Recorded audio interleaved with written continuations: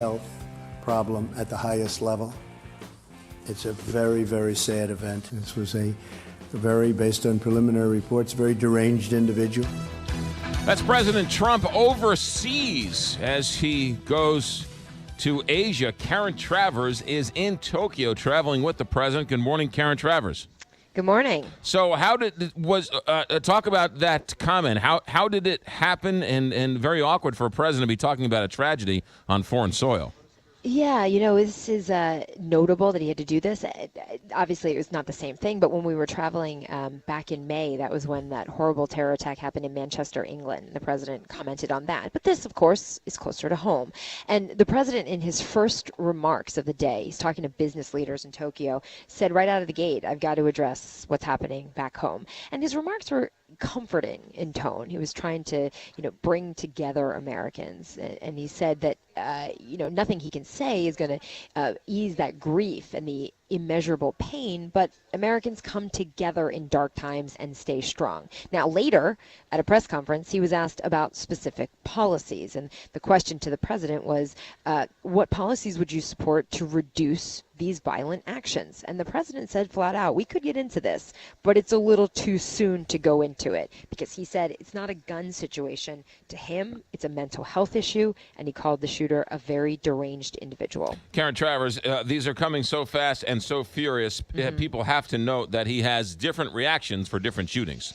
Yeah, and, a similar reaction to Las Vegas, where, again, he said there will be time to have a policy discussion, but it was not then. And the White House certainly said they were waiting for more details, more information, more investigation to happen before gun control would be considered. Essentially just punching on that. But compare that to his response immediately last week to the terror attack in New York City, where he was tweeting, he gave a statement, and essentially saying, we have to do something quick. We have to change immigration policy. We have to scrap this visa program.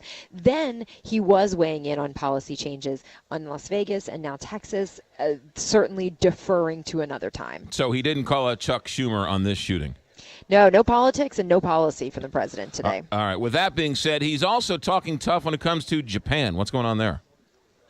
Yeah, the president was pushing on trade issues and economic fairness. But at the same time, the president said they made substantial progress on trade. He just didn't get into exactly what that is. The bulk of this trip, this portion of the trip, this stop, was President Trump and Prime Minister Abe gushing over each other and talking about how strong their relationship is and how that's going to lead to positive movement on issues like North Korea and other regional security and economic issues. But there's nothing you can say, okay, this is what they agreed on, and this is what he's taking home with him, at least not yet. Yeah. With all this being said, Japan, then South Korea, on to China. When is he planning on meeting with Vladimir Putin?